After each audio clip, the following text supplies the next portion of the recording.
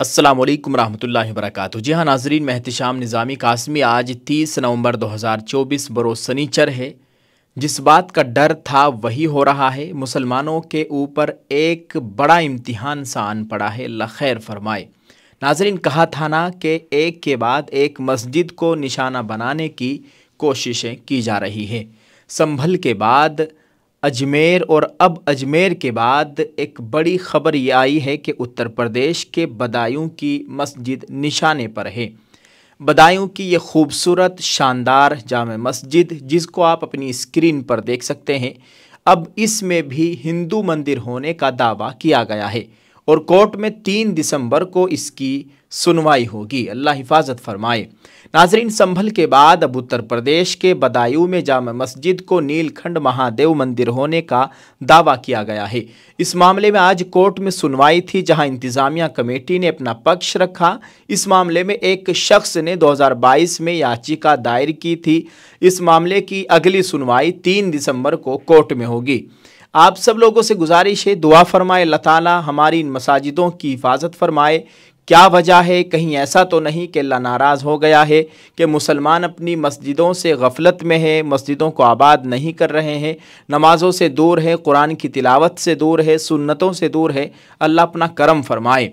मुसलमानों को चाहिए कि अपनी मस्जिदों को ज़्यादा से ज़्यादा आबाद करें। अगर आप मुसलमान हैं तो सुबह दो नमाज पढ़कर। नाजरीन, इसी मस्जिद के ताल्लुक से कुल हिंद मजलिस इत्तेहादुल मुस्लिमीन के सदर जनाब बैरिस्टर असदुद्दीन ओवैसी साहब ने भी एक बयान जारी करते हुए कहा कि बदायूं उत्तर प्रदेश की जामे मस्जिद को भी निशाना बनाया गया है। अदालत में 2022 में केस किया गया था और इसकी अगली सुनवाई 3 दिसंबर को होगी।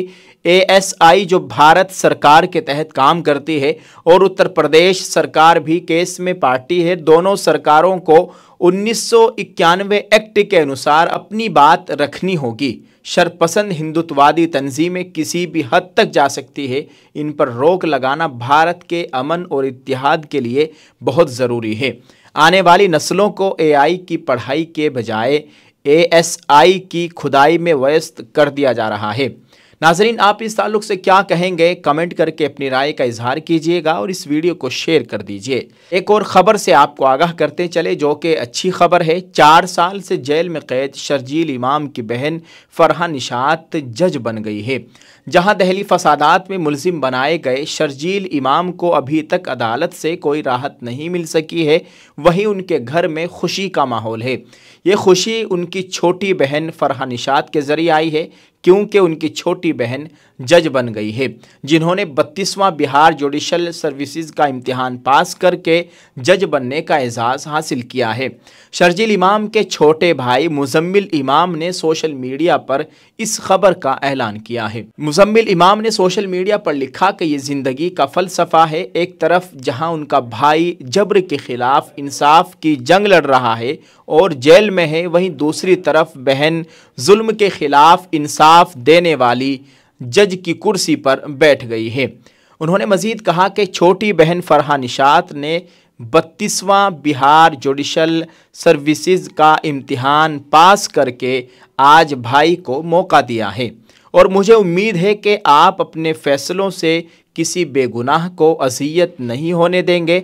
अल्लाह आपको हिम्मत और ताकत दे।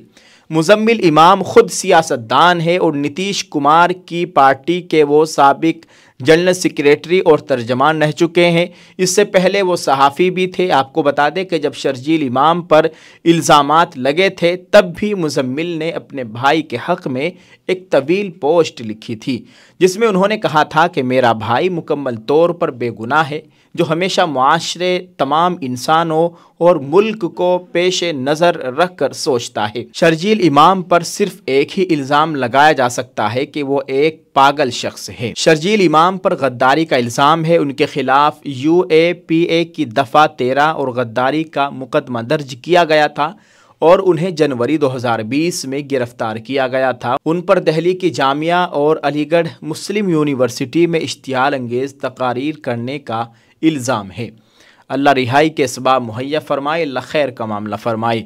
नाज़रीन, आप इस वीडियो के ताल्लुक से क्या कहेंगे कमेंट करके ज़रूर बताइएगा। दुआ फरमाए अल्लाह ताला मुसलमाना हिंद के हाल पर रहम फरमाए। अल्लाह तबारक व ताला मुसलमानों की इबादत गाहों की मुकम्मल हिफाजत फरमाए, आमीन।